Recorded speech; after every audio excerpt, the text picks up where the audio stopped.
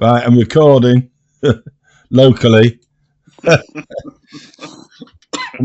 Can we slag off Apple? That's always a good start for me. Well, I'm all for slag. I just can't be bothered with this ID crap and, having to give everybody my PayPal, my credit card crap. I avoid giving people credit card information at all costs. Yeah.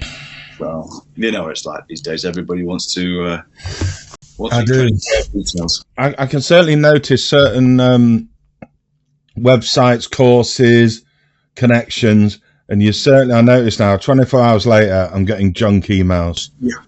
And it's just like, you just like, you grab it and then you share it, you sell it. All right, we all know the game. It's just crazy.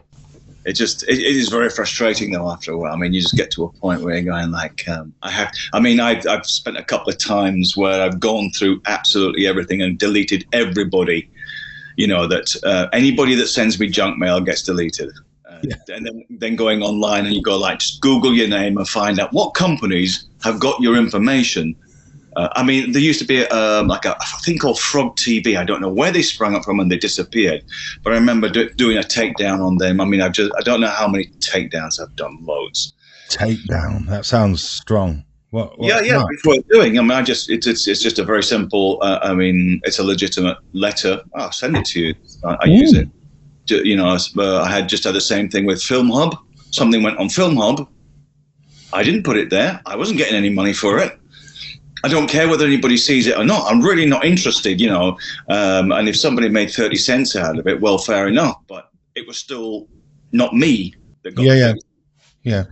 And so I took down with them. I mean, there's tons fairly recently. There was a whole space to do with a really old film I made. This goes back to 2010. Yeah. 2009, I made the film. And then all of a sudden, you kind of like, it gets confined to the history books. And all of a sudden, you're going like, somebody goes like, did you know that it's on this and it's on that platform? And you're going like, okay, now you have to go around. And who put this up? We don't know. Well, bloody well find out and take it down. Yeah, I wrote a short book some years back, and it was I got like a check for £35 from Amazon for it one year. That's great. Yeah, fine. Years later, how's that doing? And it's all over all kinds of other people's Amazon pages for like £2, £1, or whatever. It's like, well, how did that happen? I don't know. I'm not going to waste any more time working out. But it's a strange world, the digital theft. Yeah, at all our levels. Hey, right, before we start, okay, is that the mic? Because you mentioned a mic in one of your videos. I can. Yes, that's the one. It's a player. MC 86. Oh, this is an 87. 87. Oh, yours is more modern than mine. Yeah, more modern. Look at the state of that. It just struck me. It's like, so I'm often saying people, blah, blah, blah, Sennheiser, blah, blah, blah. And this was sourced for me by a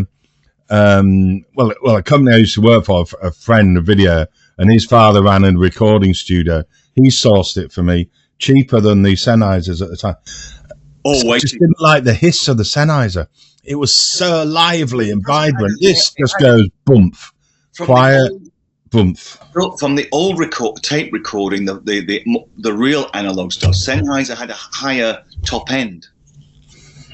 And that was a lower frequency top end. So I think it's something like between 22 and 18, and it makes a hell of a difference. Yeah. And with digital, forget it. I mean, I use that, and I also have a Rode NTG2, but that's got such a nice warm sound for digital stuff that I tend to use that. But it got okay. Well, it's smaller, and I think that would be useful. So I've been looking at those long boom things, and the NTG2 would be good on that. So I have a Rode is the best MT1 for studio work from many years ago again, but yeah. No, great. Thanks for that. For generally is a really good modern workhorse. Yeah.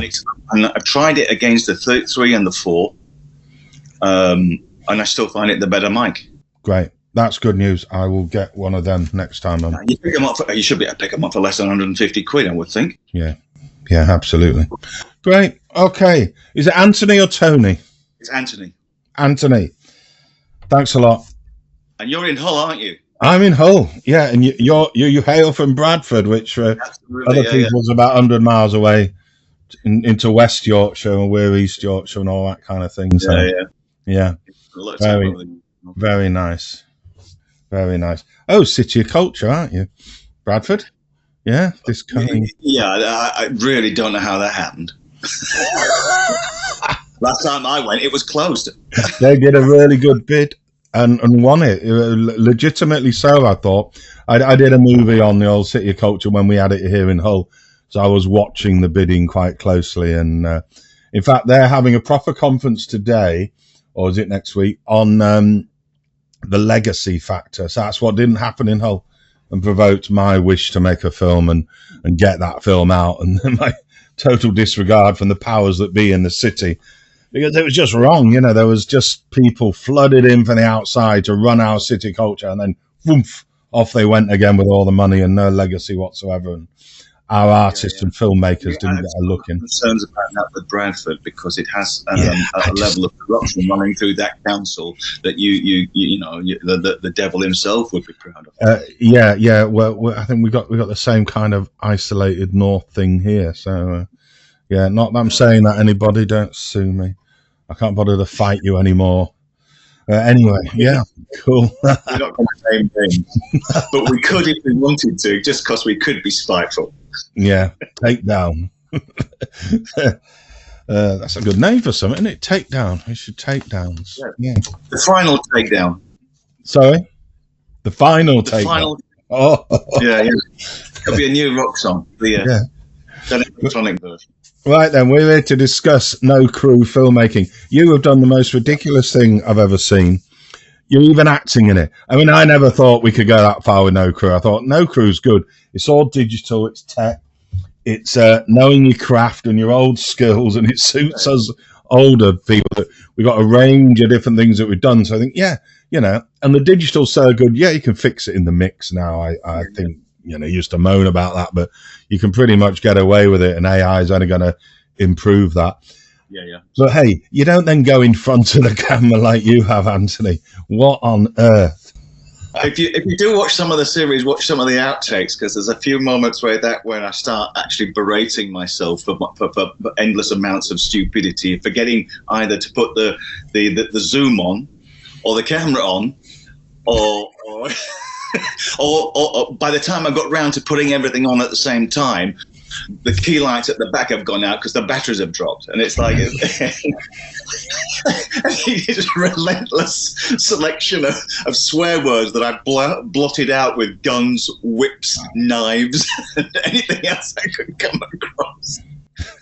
I mean, filmmaking is kind of like that, and I do find that cognitive overload kind of thing of everything going on when you're doing it yourself. But I always, on the other hand, but I'm not having to worry about their lunch and what the crew are thinking, what the sound people need, and is the lighting in the right place, and getting ready. Have they gone off to ring so-and-so? It's just like, no, just shrink it all down. It's only me, and I'll do the next step, and I'll do the next thing, and generally look around.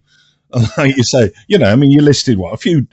Yeah, there's mistakes are going to be made, but there's only a few things you switch on to do that. I would. To the point where you're going like, I've just been running I've done 3 takes of something, and the zoom's not been running. So you've got, F this, F that, F the other, switch the thing on, take 2. This time I'm going to get it right. And so my wife's in the other room going like, I could just imagine she's looking to the heavens going like, I don't know why he does this to himself. Yeah. Yeah. Are you switching heads then?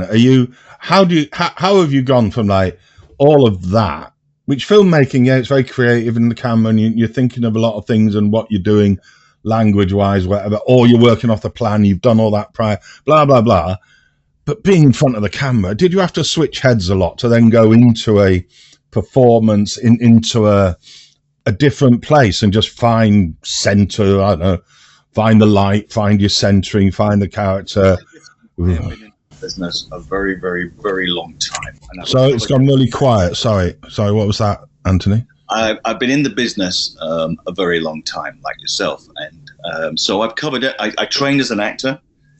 In the mid-90s, I was working for the BBC on a series, and there was a trouble. The director was doing a 7-strand production, and our strand was kind of like, it just kind of run itself, more or less, and he had to go and take care of some of the more difficult stuff. So I ended up with a cameraman, sound guy, and he threw, basically an office assistant in to take care of the directing, except she hadn't a clue. And so what happened was, she'd say, oh, I want this and I want that. Going like, okay, first of all, we did this shot, and this shot, so we need to do this, that, and the other. And I got on, and I just did the whole professional thing. I did my job. I concentrated on making sure I put on more than one hat. Not because of her, but because I felt I had to, because, I've got a BBC TV series. It may be a kid's series, but I've got a BBC TV series. And at the end of it, when we finished the last episode, the cameraman and the sound guy came up and said, you should make your own stuff, man. Your sense of direction and your sense of awareness is really high. And I thought, okay, I could do that. So I ended up doing a short for a friend. And I had a few altercations with him on that. And I'm going like, I am going to make my own.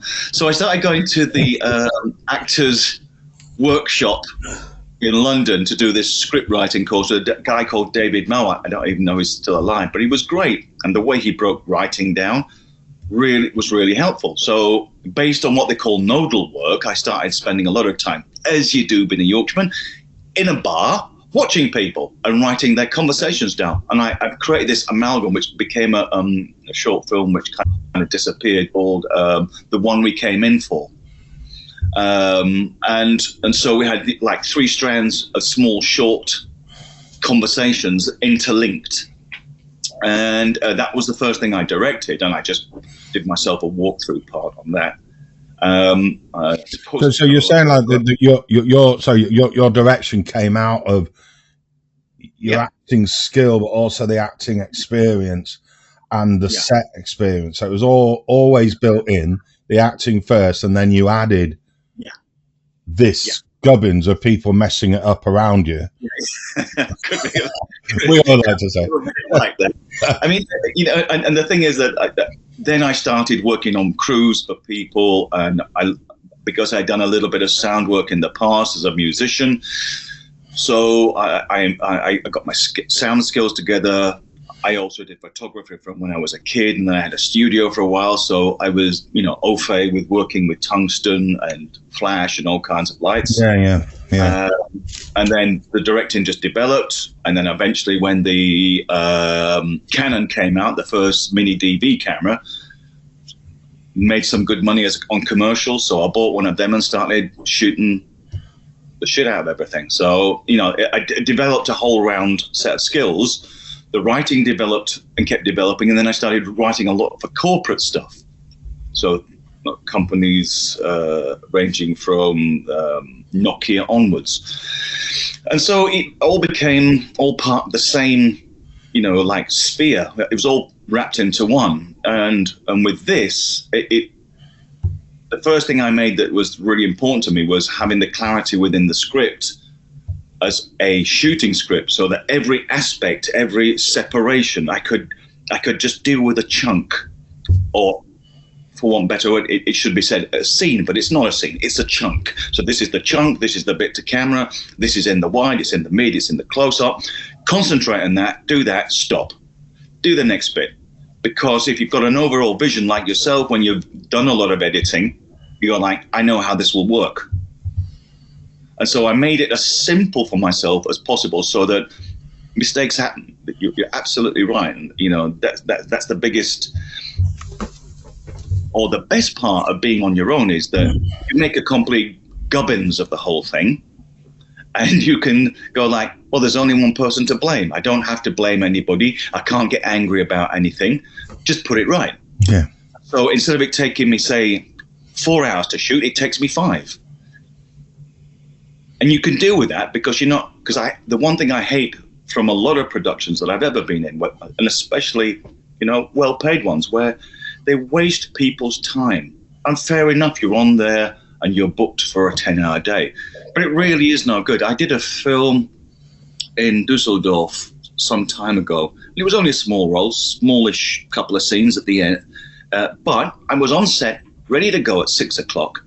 And we started shooting my last scene outside when the sun's going down. So all it becomes is this panic mode. Yeah, yeah. And also, if you're standing around all day, you know, there's only so much coffee you can drink. There's only so many sandwiches and food. There's only so many conversations. And you're completely going over your role and the text and the this. By the time you get to the scene, you're going like, I think I've lost the will to live.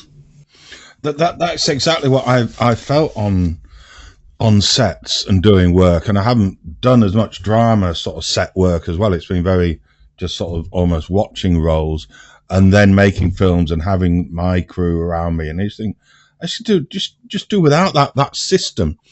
And I'm talking to somebody about systems thinking, you know, that all came in after the war, and it invented the kind of Japanese car manufacturer and the whole just in time, and look, we can do it like this, so they could build a whole new great industry built on just systems thinking. And it all created the ecology movement as you began to look at nature not on its own but in its system. All that kind of thinking. Like, you look that at film. I only found one paper on it when I was doing my PhD from some women who then said, no, take this. Hey, they did a takedown. Take this down. It's nothing to do with us. They very cleverly tracked who was around here making this film, and they tracked the relationships of the people on the set. They all knew each other. They'd all worked. It was a London-based production, but they'd all worked only as very small indie kind of student kind of. They'd all worked on other productions with other people. You've got a massive system around you when you're making a film. You've got a massive inbuilt thing that's like just to do with making films, not to do with your idea, not to do with what the performers are trying to pull out, not to do with anything that's happening here as a writer, director kind of thing. Nothing to do with that. They've got their own agenda, you know, and it's a fair enough agenda. Craft is good, you know. My last one was saying about Friends because it was a sound guy. And I just fell out. It's like, look, I know that mic. It needs to be there. I've done this. I've done a degree. I've taught on the degrees. Put the mic. We had a blazing row in the middle of things. And about 3 days later, he called it quits. He did bring some kit back, which was good. And then, right, I'm off now. Bye. Good luck. And it was a verse. Well, yeah, fair enough. And also, I can do that.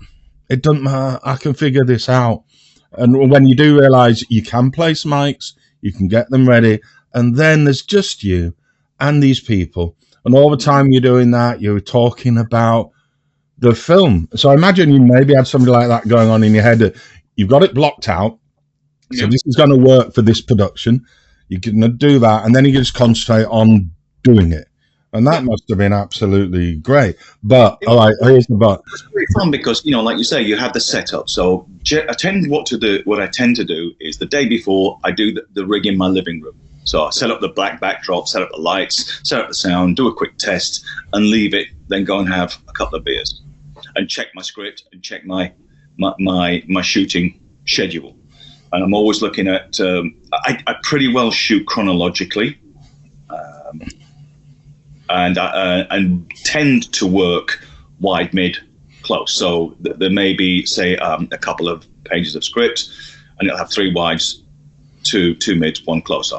And so I will shoot them in that order because it just saves. And you're, like I say, because you're only doing this small chunk, you can go this chunk in wide, that chunk in wide, that chunk in wide, this chunk in mid. And as long as you've got the reference to what the motivation to get into the next bit is, if it needs it, you're okay. And so, are you checking them? Are you checking them as they go along, where you then provide any director's notes to yourself as such? Would you review and reflect by viewing it, then taking another look? Is that what I tend to do? Is I do a first draft run through. I have a monitor in the room, so that's how I'm framing, TV size monitor. And then I listen first time through to how it looks, how it feels, how it sounds. And then I just do 3 or 4 takes with variation. And that's it. Yeah. Keep it simple. Never do more than 3 or 4 takes, because I think after that, you start overthinking it. It's like it's not rocket science. This thing I'm just doing, it's a very cathartic, as I said in the introduction video. It's a cathartic process that I started because I was going through a lot of crap at the time with family, and you're a bit like me, we're getting up that end, and it's like you're dealing with parents, and parents are just, they're sick and they're old, and now they've gone, and God bless them. Let's hope they're in a happier place. They had both of them had a couple of years of misery at the end, and I had to spend from 2016 to 2020, 2016 to 2020. I pretty well concentrated most of my life, and everything went on hold apart from them. Because that's what I felt was right to do. That's what I wanted to do. And, and my wife obviously suffered because of this, because I'm spending so much time with them, because they're in Yorkshire and I'm in Berlin. So I'm either on a plane, it's a week here, a week there, a week here, a week there, a week here, a week there, and it goes on and on and on. And by the time it came to an end, I just had a massive, I hate the word burnout, but I kind of guess that is. Neurologically, I had a complete collapse. I was on having ECGs and all this kind of stuff, and in a really crap state with migraines, and I just had to. There's only one person ever picks you up off the floor. It's yourself. Nobody's going to do it for you with all the best will in the world. You've got to do it yourself. So that was my thinking. I got through a very difficult. I lost a lot of work in the July, the August, and the September. October, I was starting to come around a bit, and I just started writing. I think I've done 3 features. I think I've done about a dozen shorts, and then this. And this was just there because I just needed that kind of entertainment that I didn't have to worry about anybody else. That's all it was. It was just about, I just don't want to work with anybody on this. I just want to make it. And if it's crap, it's fine. And if it's great, it's fine. And if nobody likes it, it's fine. And if loads of people like it, it's fine. It doesn't matter. It's the process that was important to me. And so that also, in some ways, took off the shackles psychologically of thinking about the hats of directors, the hats of actors, the hats of, you go like, this is what I want to do. This is how I'm going to do it. So you got with overthinking. It takes like a huge effort to do what you did and to recover. You know what you're saying, that ultimately you've got to do it. It's a massive effort to make change. You made that, and then that's really fascinating, that the role of pulling it back to No Crew, but the role of just we can do this now. Yeah. The kit and the tech allows us to do it with some craft knowledge. Then you become your own artist, just doing something for your own complete reasons, and you're not hurting anyone. You're not involving somebody else in some kind of nonsense about we'll all share the profits or anything. You're just getting on with it, doing your thing, and that must have been a lovely relief. I can really feel that. Just that lack of relationship. Filmmaking's a team, this team, that. That's a lot of relationships to manage, isn't it? And when you don't need them, that's amazing. And the question of kit is a very important one, because everybody's obsessed. You talk to a cameraman, well, what, I've got a black magic this, or I've got a this, and are you shooting on 4K or 6K? I've got a 32-bit recorder, and I've got, I'm like, I really don't care. Like, it's M86, so we're talking beginning of the 90s when I bought that. Like I say, the GAVC I bought in 2009. It does for this. The Zoom I bought about the same time. So, you buy something at 700 quid. Now you can pick one up for 100 euros. It's easy. The lights, like I say, they were changed, but that was just down to the energy crisis. And what went on is I can't keep I certainly can't put in my living room for. Yeah, and I noted that. That was a really good point, as I was really pleased for them, just for the health and safety. I do lots of, you used to do a lot more stuff with kids, and to have some cold lamps just makes everything a lot easier when you're trying to manage what everyone's doing. But of course, the output, the energy consumption. Yeah. Yeah, so you've got costs, but also that, you're in 25 square meters with four reds burning. Yeah. Within half an hour, it's 45, 50 degrees. Yeah. And then your camera cuts out and the zoom stops working. So you need somebody stood by with your powder and the makeup to keep the skin dry. And there's another reason for the crew. That's a really good example of the kit just changing what we can do now, a very practical way. You don't need to be watching for that glisten all the time anymore. And like I said, under the table here is all my kit. I mean, I've got, like I say, 2 of the JVC 100s. I've got an old Blackmagic 2.4. I've got 2 of the M86s and the NTG. I've got 4 600 LEDs, 3 of these, the small, I think they call it Yaomi or something. And they do the job. They just do the job. Is it great? No. Could it be better? Yes. But I know the kit. I know what it does. I know its limitations from a quality point of view. But when you're working in your living room, does it really matter? Well, I saw a nice review. I must credit the person. They're reviewing all the cheap stuff off your Chinese supermarket places, not to mention them, for film. And he said, oh, yeah, of course, very obvious thing that we all know, but they do the job. The difference, they're not professional. They won't last that long. No. They wouldn't last throwing in the van, being used next day. And I think a lot of us who are used to that world from the old day, you've got to remember that. That's what they mean by professional. You buy it once and it's still there 3 or 4 years later. You spent that time writing it off as a tax thing on your account, then you buy a new one. No, we don't need to do that. If we're working, no crew smashing things around, it's ours, and you're just careful with it, it lasts a bit longer. The redheads I bought from when Limehouse Studio closed down, which is, I think it's 87, if I'm not mistaken, or 88. So they were battered then. Yeah. And I sold them in 2022. Ah, did you? Yeah. And I got 80 quid for them. I bought them for 400. Yeah, well, good. And brand new, they were originally about 2,000. Yeah. No. So, but the thing about it is exactly the same. It's pro kit. It's the pro Ioni. Yeah. Last, and they were solid. I do miss hard light. I need to spend a bit more on the new LED stuff to get a hard light source, and I'm missing that.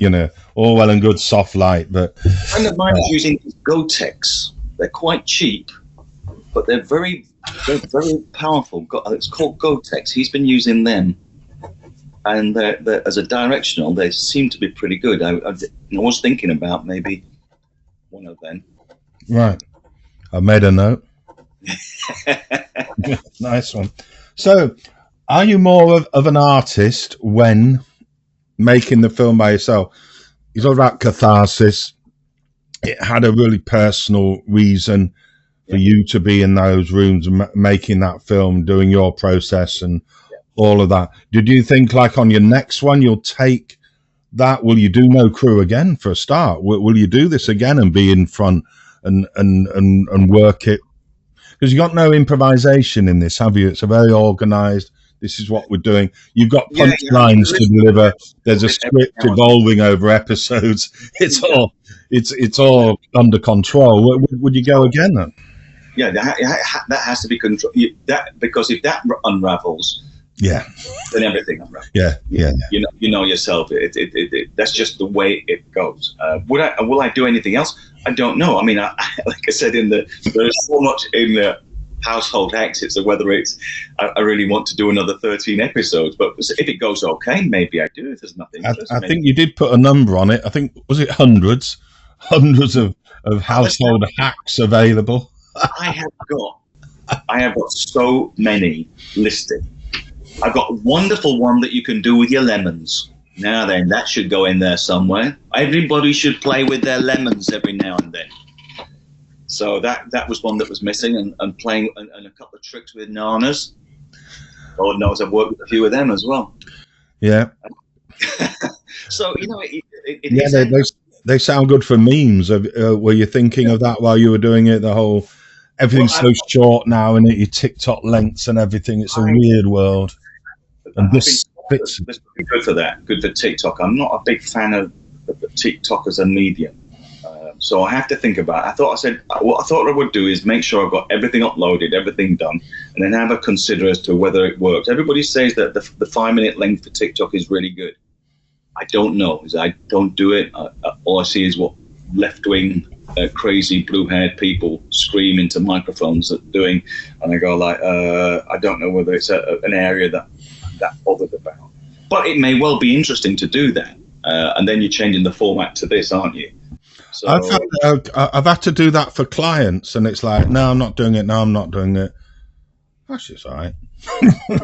I don't mind picking up my phone and just using my phone. It makes things a lot quicker. It's like, I just got a job for a company called Bugatti, which I thought was a car, but apparently it's a clothing company. And they're doing the same. They want to make an extended or an ongoing series about a company of clothes makers. So we're playing the Bugatti family, so to speak. And it's going to be, and the guy said, the problems we're having with formatting, because the idea is to make it TikTok based, but to allow ourselves the room so we can use it for other media. I says, well, for me, within my mind, it doesn't work. Yeah. You remember they tried was it called the quarter technique, which is where you put somebody always in this position on every frame. There's a few of those, yeah. Yeah, and they come out really badly. And, rather than the Renaissance 1 to 1.4, which is what we tend to look at when we're looking at the lines of what we're doing. Yeah. I like to see it on TV, that in the middle, because it's people being a bit adventurous, and it was good to see. But yeah, it's just, it's tricky to use those things. Okay, are you being an artist? Are you going to do some more? But let's widen this out then. Where does this fit with this TikTok kind of thing, vertical, short attention spans, and the general future of what on earth this industry is? Because it does seem that, well, it's ending. It does seem the whole Hollywood thing is coming to an end. And also, you did mention the left wing. So I noticed, I would certainly consider myself left wing, although many of my mates don't think I am. But you know what I mean by that. The kind of wokest where I mean, you can't tell me you haven't seen thousands of. Yeah, I'll go for that. Yeah, it's fine. Where they're just screaming about this vitriolic craziness. Whether it's about their how many pronouns they want to use today, or. I mean, that stuff is just, it doesn't matter what side of the fence you want to sit politically. I really don't care. It's irrelevant. I have a policy of not saying anything on the transgender in public, because it feels like no matter what you say, someone's going to be upset in a real way, not just like pissed off with me, but upset in some way. And it's like, no, that's not good. And I'm probably not, where anybody might think I am on it, but live and let live. I go back to when we were kids. I'm not saying that everybody should have to toughen up. Don't get me wrong. I'm not saying that. What I'm saying is, though, you had to just be a little bit tougher as a kid, because resilience is. I worked for a company in Morecambe to dealing with excluded children and stuff. I know a lot of, seeing a lot of what went down and trying to rebuild kids' resilience was a very traumatic experience from a personal point of view, and trying to help them with lessons and and then you're talking to a boy whose both parents have abused him seriously sexually. I mean, he can't integrate so easily into life ever, and with all this stuff, it gets so mollycoddled in terms of what you can't say to somebody. But as far as I'm concerned, sticks and stones, you can say whatever you like to me, Mel. I won't take offense. I'll take it on board. I won't insult you back. But the fact is that you should be able to take it. It's only words. If you pop round to my house and punch me in the nose, I don't have to take that. But you're not actually scarred if I misgender you, really. I Well, don't think. people can be hurt by what is said, but I do agree with you, and I'm a therapist as well, and it does the whole meme nonsense about the terminologies and the therapies, and it is all centered on this. Oh, woe is me, and oh, I've got a label, and oh, I'm this, I'm that, and the other. And whilst all those things can be true, then they're often not professionally diagnosed or by anybody with experience or actually has solutions like somebody like myself would have. But it's also, where is the resilience? Like you mentioned, the resilience, because the resilience follows the trauma. And what we've got is this constant cycle of everyone being proud of their trauma and sharing their trauma. And it's like not enough people are sharing what they learned from it. What did you learn? How does that contribute to resilience? And give us something useful, not just another, oh, that hurt me. So I think it's fair enough that words can hurt and somebody's opinion, and like, it's like that. That's okay. Then things are, words and action are deliberate actions as well. But the thing is, it is in what you say with the resilience, and I think we've certainly, I don't know if it's left wing as such, but there's certainly a lot on the social media that we've lost track of what do we learn from it. And certainly as a filmmaker, I'm very conscious of that. I want to give answers in a film rather than just whinge around filming, oh God, the world's terrible kind of thing. It's like, yeah, but do this then. Seems to me to be a relevant thing to do. And then that, I don't know if that's left or what it is or something, but because we've had a load of mainstream keeping it on film. We've had all this mainstream Hollywood stuff giving all these ridiculous solutions that are no solution in real life, where we're all some sort of hero and we're all on some sort of hero's journey nonsense, and it's not real. And yet we look at this and we look at, oh, that's what love looks like. Oh, that's what you do when you're angry. Oh, that's violence. And it's like, none of those things are what any of those things actually are in real life. But we're learning them off the screen, and then we're learning them off people who learnt them off the screen, and here we are, I think. And as an actor, you'll know this. You're playing a role, and you put across a story, don't you? You're not being you, or you're not being a person as such. You're controlling and performing a deliberate media thing that's not like real life. And mainstream's done that.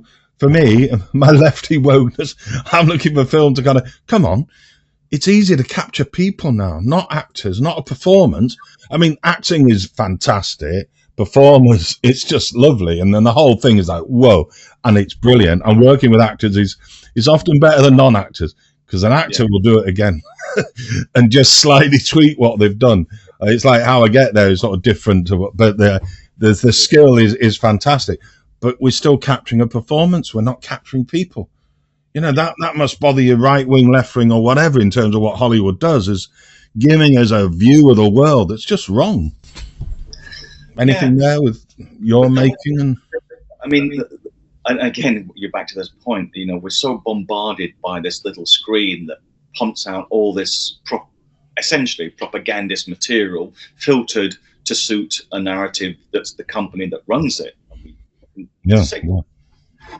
That people are surprise themselves by how don't surprise themselves by how indoctrinated by a system they become.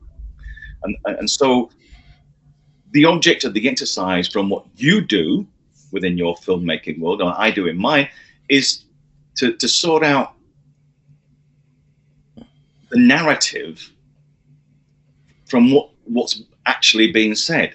Because whether you something like the COVID thing, is it all a conspiracy, or is it a means of making somebody rich? Because I remember, even going back to the 70s, something an English teacher once said to me was that if there's war, there's profit. If there's a sickness, there's profit. Yeah. Now, when you're talking about something like the COVID made over 800 billionaires, I can't stop myself, rightly or wrongly, questioning how much of it was manufactured to make them billionaires. So it's not whether I'm right. It's the fact that I am prepared to question anything and everything. I thought the significance is that you can go from that to that and do a wandering from those things. It's like, why would you wonder that it was manufactured to do that when you've just said, well, whatever's going on, when people have a need, there's money, there's a profit. Absolutely, there's trade. That's how everything works. If there's a need, but that doesn't mean, oh, well, let's set up the need. But you know, it works with wars. It works with lots of things.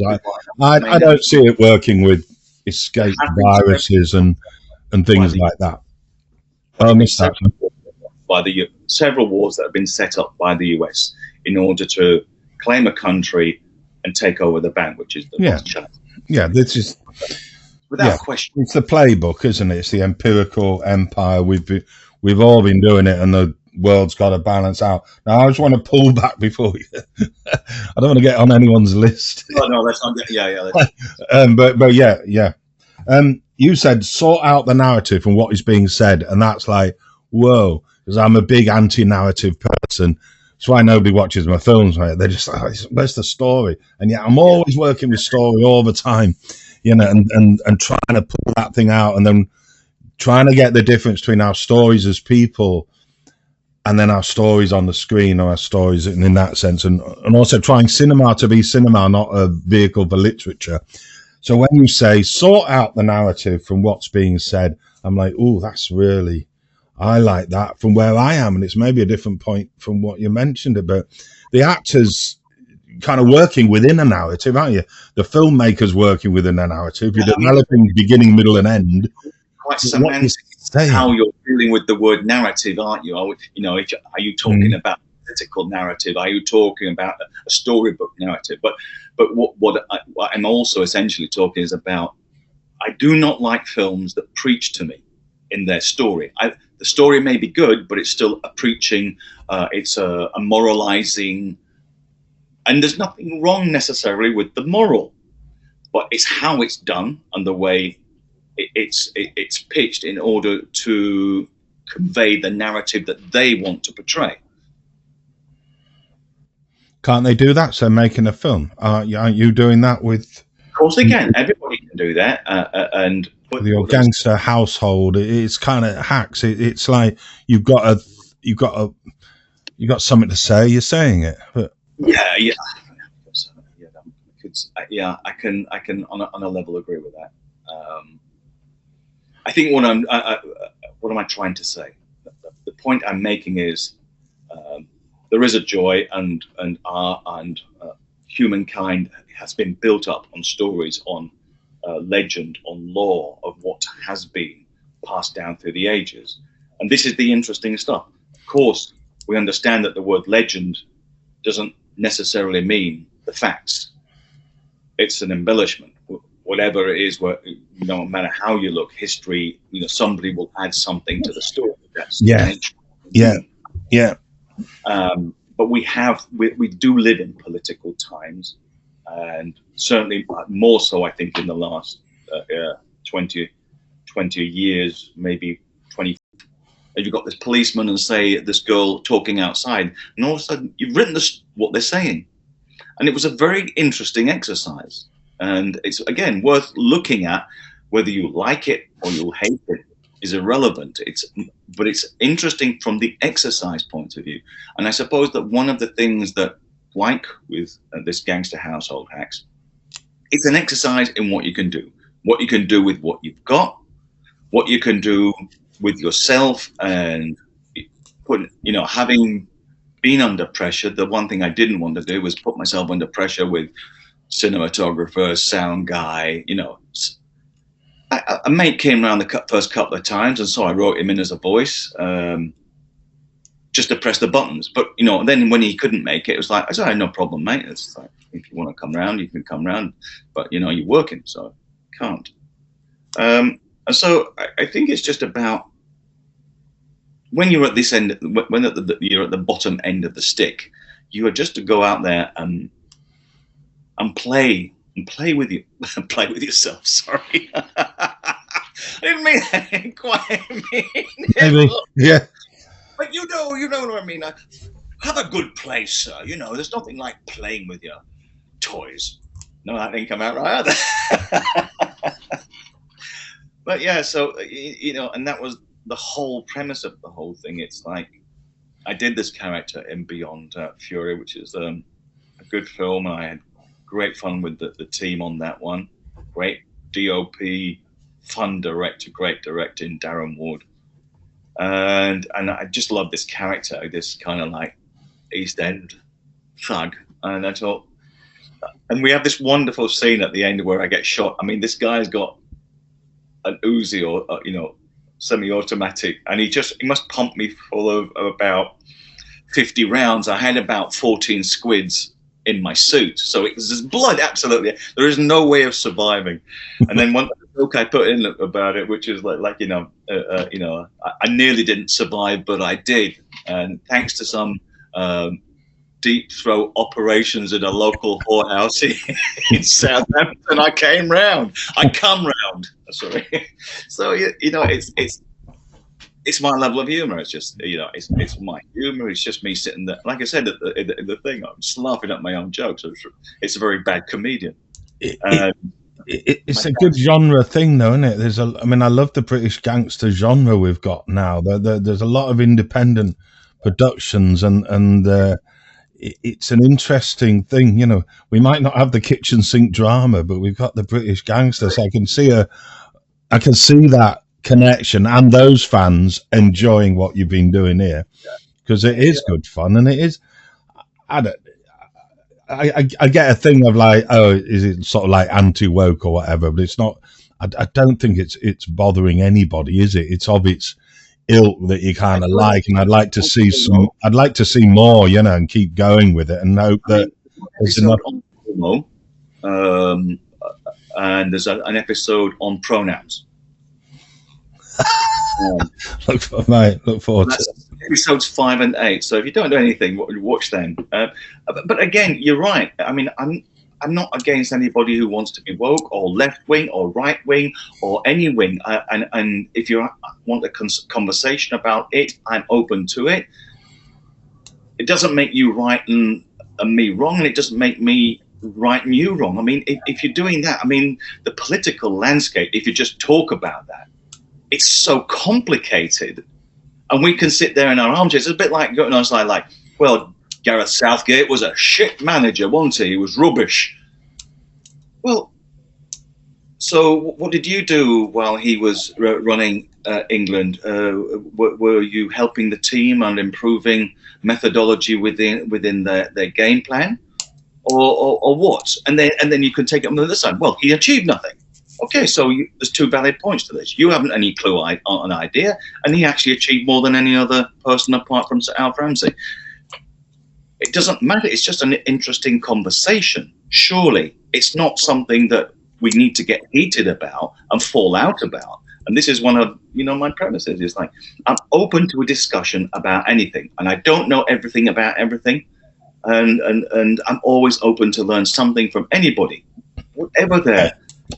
Yeah, I think there's something, people talking about the rise of your Brexit vote, and there's the racism involved in some of that, but also this sense of the reform and all this kind of working class thing, and the idea that the working class ideas are felt left behind, while it's all in the UK, it's all London based and richer people, plus the billionaires, plus whatever. And there's that sort of sense, and people blame it on the politicians. They're all the same and all this kind of thing. But it's like, not when you look at the media. If you look at our game, where are the working class roles anymore? Where are the working class actors? When 95% of BAFTA award winners are all private school. That's a serious amount of wealthy cliques that are running this game, and there's no voices for, you know, unless you got a soap opera, there's no movie voices. Like we talked about the kitchen sink drama, but your British gangster thing and the kind of work you're doing, this is more a working class kind of cinema that's around at the moment, because these voices aren't around. I just hope that if people do make films cheaper and better and with a more artistic creative thing, that I think you're contributing to developing. You know, anyone who wants to make films got to listen to this. there you go, get on with it, because this is how you do it. This is how Anthony Straeger did it, and you model it up and you plan it, and then you're up and going, etc., etc. And the more films can be made for a lot less money, and then all we've got is a problem of watching them. Well, you can get it out to your fans, and you can find it and add more voices to the mix. Really, let's get these working class voices. Let people be heard. Let people enjoy, and people with TikTok are doing that, aren't they? And becoming little celebrities and things like that, or big celebrities selling a lot of T-shirts and people. And it's like, filmmakers got to spend our time. Cinema's got to have its time within that. And at the moment, I do feel cinema is all about gatekeeping and the idea that it's super wealthy. And suddenly, if I had 50 grand, I wouldn't be spending it on making a film. If I had $500,000, I don't think I'd be spending it on making a film. I'd maybe put some aside and make a film. But, $5 grand, $2 grand, yeah, let's do this film. It's hobby money almost, and who amongst the people all on the set would spend, investors, would they invest 100K of their money into your production? Nah. No. I don't think people realize what money, it's just, it's a different game now, I think. And with something like No Crew, I think, like you say, it's an exercise, but it's a useful, valid exercise. Like, how far can we take this? Let's make the films. Let's spend the money on us, and everyone get fed. And that, rather than, I don't know, you don't need to spend it. Well, you need to spend it on marketing, apparently. But yeah. Again, even from my point of view on this, it was spending money on marketing. I don't think so. I think that I think that what we see naturally through this organic process of whether it be social media or it be YouTube or TikTok, that sometimes things get picked up without any real reason or sense behind it. It just gets, so people just fall onto it for some kind of reason. There's no understanding that something that could be so bad or banal could be so interesting to so many people. And this happens a lot. And and then you have people becoming celebrities on pretty little, very little, in fact. Certainly not talent, and certainly not intelligence even. But that's this clique that goes within, and you can market, but it doesn't actually mean that you'll get your return on your investment. Sure, I'm pretty sure that you do something like this, and I think there is a validity for me, and maybe it interests some people, and like I said to you, and that's great. But I think a lot of people go on the TikToks and YouTube desperately trying to work out how they can market. And if you start from the point of view, or this is my point of view only, I'm starting from the point of view that, does it matter? Is it really that important? Don't know, because if the exercise was a success from my point of view, then why would I worry about 1 million clicks? And 1 million clicks, as you know, on YouTube is back to drink money, isn't it? It's not going to, what is it, a cent 1,000, something like that, something ridiculous like that. So 1 million doesn't get you very much, you get to 4, 5, 6, 7, 8 millions might make a few quid, but you're still not making that much. From a band point of view, you get 45, 50 million people, well, you've probably made some of your money back on your fancy AI video that you put together. It's not just us either. I was talking to some poets, and I had to ask them, why are you laughing? Because they were laughing. These are, they've had careers in universities. They've written textbooks for schools and universities, reviews in the Times Literary Supplement. And he said, that was good. So that's the only one to get poetry reviewed in. Sold 4 copies on the back of that. And he's laughing and said, well, everyone's doing poetry books now. And it's kind of like, they're okay. They've been teaching all their lives is what they've done, but as poets, and it's a bit like, filmmakers are more and more like that with the digital, I think. We're just part of everyone else. The photographers, And the poet, we survive because you can get cheap printing as a poet. So you just put your own book out. You're not waiting for anybody to say yes or no. And we're waiting. I'd like somebody to say yes or no. I'd like some kind of, but it's a different game than what it was. And like you say, we do have to find, like all artists, isn't it? We find a value in ourselves now. We're not finding the value in a 500 grand production. I mean, I'm having a go at raising the funds for that, almost as an exercise in what does that feel like? But it's. I mean, when you look at it, I mean, I've been in the business both from the high end part with roles and in production, to what I am in this, which is just a hobbyist filmmaker. That's all I am, is a hobbyist filmmaker. I've just made something and used what experience and knowledge I have in the business to make something that probably a lot of people couldn't do. I mean, it's one thing standing there with your phone in front of you, just doing a monologue or a rant and a rave, but that, my concept was it has to be a story, from the music, which has its theme music, to how it's cut, the catchphrases I put into it. I've got one great catchphrase in it that I really love, which comes from 1981. And I did some depping for a band playing bass. They were from Deptford. And this guy had a call sign because he'd come in, I can't even remember the name of the band, "We're Evermore. So, cop this!" And then we'd go into the track. And he always said, "Cop this" at the beginning of the set. And so I thought, I want to use that. And then there's another catchphrase that I've stolen, which is, I ended up in lockdown with my dad in Yorkshire, which was very fortunate in some ways for him. And we're cruising through the TV, and bearing in mind he's coming up towards 90, and so it's like, bloody rubbish, that's bloody rubbish. Oh, I'm not watching that, that's rubbish.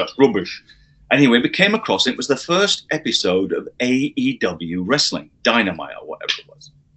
And he said, well, we used to like Jackie Pallo and all that stuff when we were kids. Why don't we just watch that? What hell? And we watched it, and we laughed ourselves silly. We laughed at the jokes. We laughed at the storylines. We were amazed by the ability of these men and women and what they achieved. But what I really liked, there's a guy, what was the name of it? He wasn't called, I can't remember the name of the presenter, but at the beginning of the show each week it was, welcome to AEW, it's that time, and you know what that means, Rampage, and it was like that kind of thing.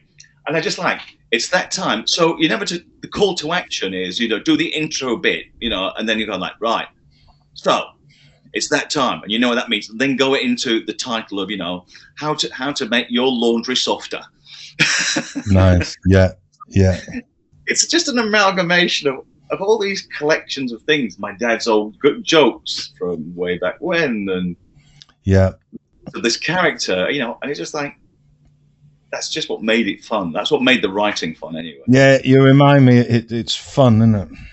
Yeah, and that's it's what fun. It has to be. It's work. We know it's hard work, but we got to remember it's fun. It has to be easy, and I've got three looped up on YouTube, but I've got 3 still to cut, and I've got the other 8, the other 7 in the pipeline to load up. So I'll do that at the beginning of December, and then hopefully get the others, and then they're all ready to rock and roll and just roll out. Anthony, thank you very much. Thank you so much. It took a while for us to actually manage to do this, didn't it? Despite all the tech, took me weeks, months maybe to get this together. But I'm pleased. How are you putting it out? I'll take a look, and I think I need to chop the 2 together. And some of the things we talked about, I can put a picture up, promo those films you mentioned, and I missed that bit of recording about Space Detectives. I'll be Space Detectives. Check it out. But there was a load that we had. There was the Berlin Sci-Fi, festival. There's a sci-fi one all in his garage, and you would think it was Hollywood. It's that good. I can't remember what it was. A guy from Bulgaria. So was it Sergei Pudic? What was his? Oh man, it was so good. Yeah. All the miniatures he built. Going like, I wouldn't have the patience, never mind anything else. I'm a bit of a bish bosh. Let's do it. Let's do it. Yeah. Right. Yeah. Hey, thank you very much. That is that fun. Let's do it. That is the no crew thing. Anthony Straeger took it one step to the side of lens. Whoa. Whoa. But keep in touch with me. Awesome. Will do. Take care, mate. Thank you very much. Good time. Take care. Ciao, ciao. Bye-bye.